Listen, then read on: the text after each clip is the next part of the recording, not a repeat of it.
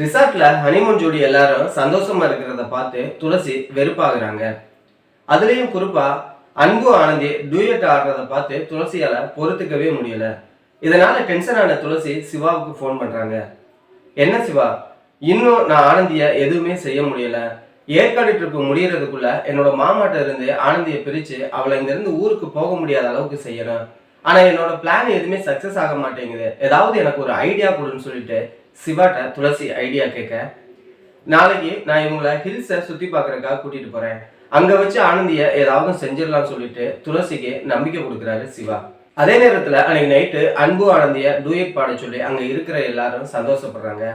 ஆனா ஆனந்திக்கு இதுல சிறிதளவும் சந்தோஷமே இல்லை. ஏன் என்னைய ரூம்ல ரெஸ்ட்ல இருந்த என்னைய கூட்டிட்டு வந்து இங்க என்னை இப்படி கஷ்டப்படுத்துறீங்கன்னு சொல்லிட்டு அன்புட்ட ஆனந்தி கோவப்படுறாங்க. அடுத்த நாள் காலையில ஹனிமூன் ஜோடி எல்லாரையுமே ஹில்ஸுக்கு சுத்தி பார்க்க சிவா கூட்டிட்டு போறாரு. அங்க துளசியும் அவங்கள ஃபாலோ பண்ணிட்டு பின்னாடியே வராங்க. அப்போ ஆனந்தி கையில இருந்த பிளாஸ்க அவங்கள அறியாம ஒரு இடத்துல வச்சுட்டு அங்க இருந்து கீழே இறங்கி வந்துடுறாங்க. கீழே வந்த பார்த்த ஆனந்தி கையில பிளாஸ்க காணாமன்னு கேட்க, நீங்க மேலதான் வச்சிருப்பீங்க, போய் எடுத்துட்டு வாங்க, ஒன்னும் பயம் இல்லைன்னு சொல்லிட்டு சிவா சொல்ல, ஆனந்தி மட்டும் தனியா அந்த பிளாஸ்க எடுக்க போறாங்க.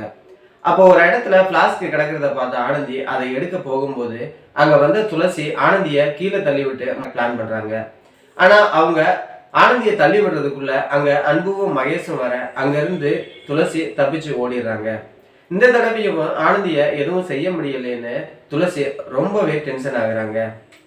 அடுத்து அவங்க எங்க போறாங்கன்னு சொல்லிட்டு அவங்க பின்னாடியே ஃபாலோ பண்ணி போறாங்க துளசி. மறுபடியும் சிவாவுக்கு ஃபோன் பண்ணி, இந்த தடவையும் என்னால எதுவும் செய்ய முடியல, நீ இன்னொரு ஐடியா சீக்கிரம் சொல்லு அப்படின்னு சொல்லிட்டு சிவாட்ட கேட்குறாங்க துளசி.